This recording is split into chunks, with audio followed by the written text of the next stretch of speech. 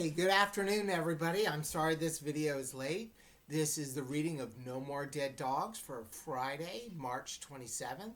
It's a little late because I ran into Rockville. I drove about an hour to get there to get both versions or both cover copies of No More Dead Dogs. So now we can keep track of where we are.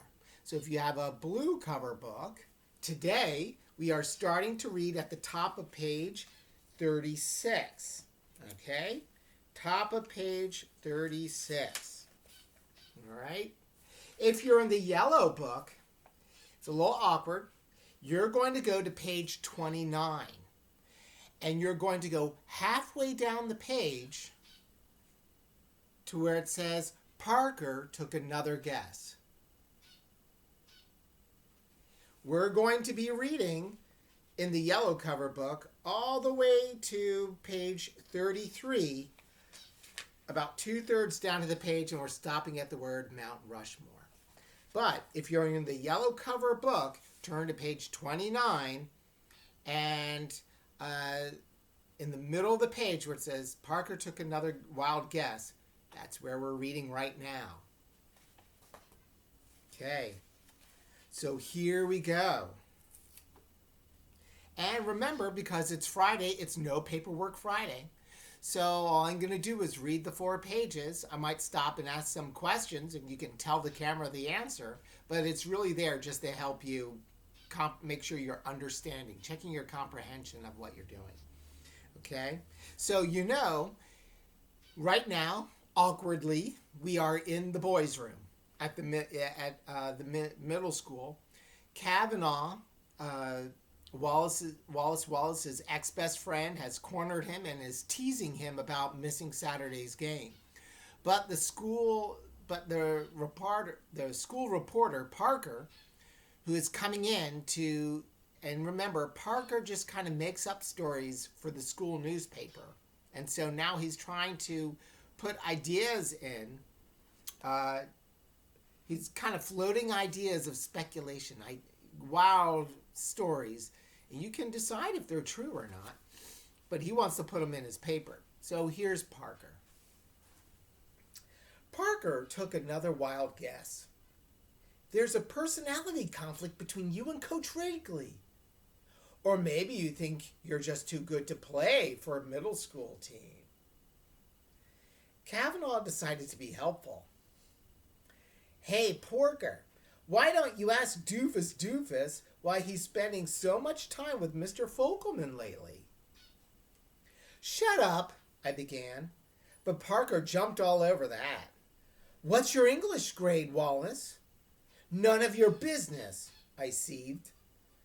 I can find out, you know. I've hacked the code on the office computer. That it's an incomplete, cackled my ex-best friend. And you know why? I threw my book bag at him. But he ducked and it hit Parker, knocking the tape recorder out of his hand. I lunged at Kavanaugh, but he danced out of my grasp. Still the lousy tackler, he laughed and bolted out the door. I chased him all the way to homeroom. Okay. So, how does Kavanaugh get Parker to figure out what Wallace's problem really is? And how does Wallace handle that?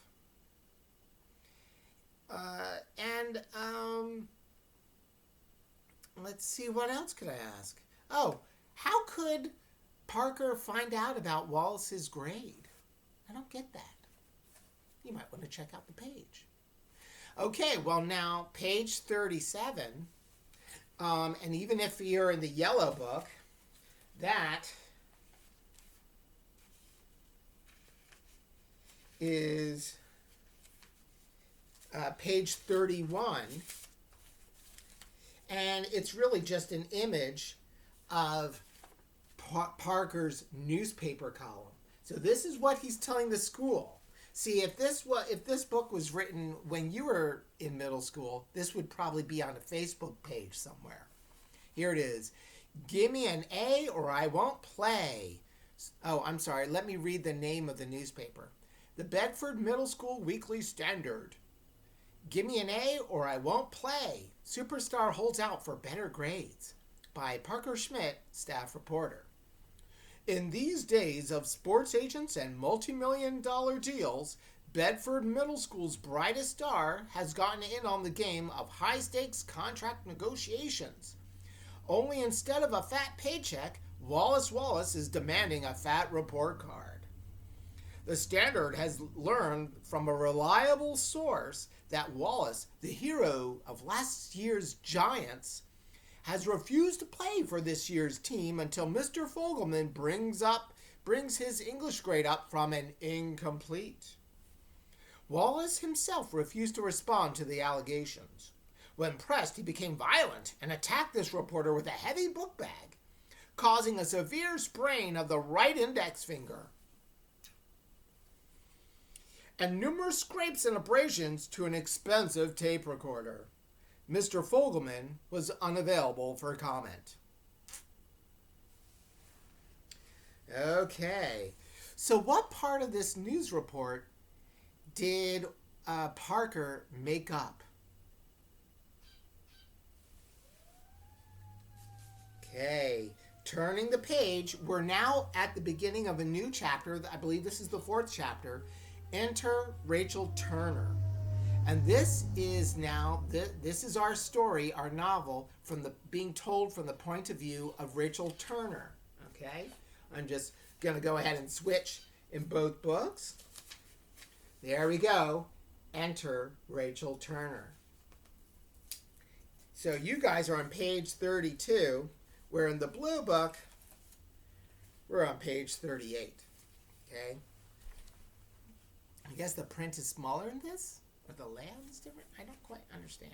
Okay, here it is. The start of Enter Rachel Turner.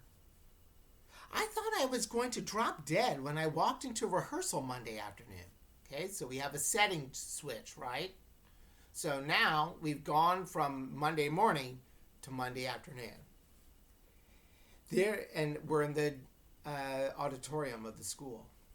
There it was, the big wooden scenery board that was going to be designed to look like the Lamont house. Right across the top, someone had sprayed Old Shep Dead Mutt. That doesn't sound right.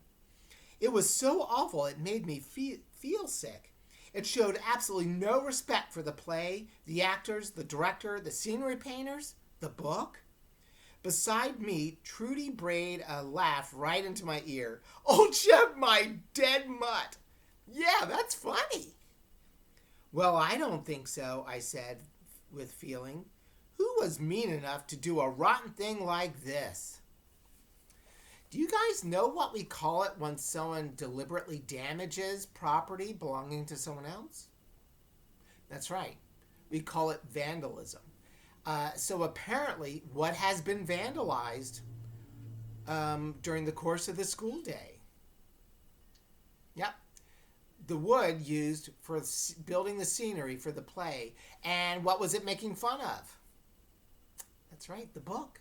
Do we know anybody who doesn't like the book? Old Shep, my pal? Do we know anybody who doesn't like the book? Okay. So now we have one more page to read today. All right. And for everyone in the yellow book, let me see where that is. The next page is, let's see. Whew. It's on page 32. I stopped myself. It's towards the bottom. I stopped myself. So this is Rachel speaking.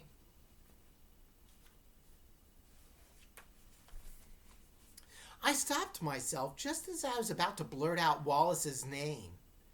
I'd already blown the whistle on him once, and anyway, I didn't have to. Nathaniel Spitzner had beat me to it. Wallace did it. It must have been him. He's the only one who hates Old Shep, my pal. Shut up, Big Mouth, snapped Trudy. Calm down, everyone. ordered Mr. Fogelman. I won't have anyone accused without proof. We'll ask Wallace when he gets here. I'm here now, came a voice from behind us. Our cast parted to give Wallace a view of the scenery board, and Mr. Sensitivity laughed out loud. Only Trudy, what a suck-up, laughed with him.